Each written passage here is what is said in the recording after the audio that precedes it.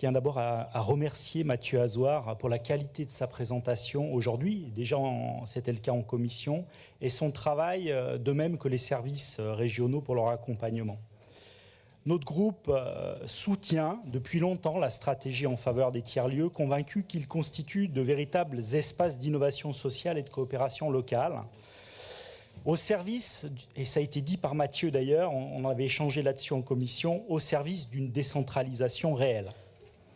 Avec un maillage dense de 250 tiers-lieux, il offre des opportunités précieuses en matière de développement économique ascendant, d'insertion sociale et d'expérimentation de nouveaux modèles.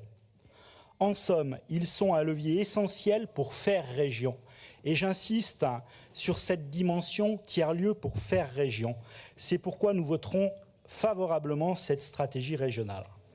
Toutefois, malgré les références à la transition écologique, nous estimons que cette stratégie manque de moyens financiers suffisants pour accompagner pleinement cette dynamique, le président ayant souligné d'ailleurs à l'instant que par rapport à l'économie, entre guillemets, dite réelle, on est sur effectivement une approche assez malthusienne.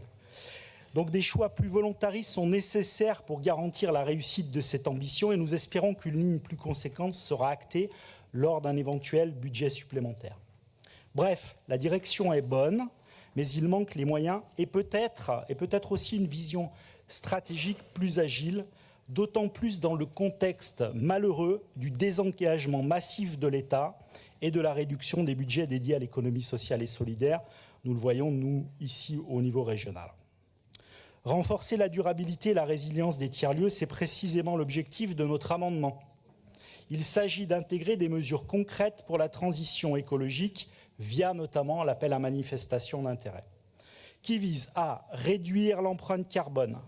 La rénovation énergétique des bâtiments permettra de limiter la consommation d'énergie et les coûts d'exploitation dont on a parlé ici dans le débat des tiers-lieux. Promouvoir l'économie circulaire, financement d'équipements de seconde main, qui peut réduire l'impact environnemental tout en favorisant le réemploi des ressources, soutenir financièrement en facilitant l'accès à du matériel reconditionné. C'est une réponse adaptée aux contraintes budgétaires des structures de l'ESS. S'aligner enfin avec les engagements régionaux. Cet amendement s'inscrit pleinement dans la stratégie Néo-Terra notamment. Résumons. Nous soutiendrons cette stratégie, mais nous demandons dès à présent un renforcement budgétaire pour ces tiers-lieux et des objectifs plus ambitieux en matière d'éco-construction et de sobriété énergétique. Nous comptons sur votre appui, chers collègues, pour faire de cette ambition une réalité en votant favorablement à notre amendement. Je vous remercie.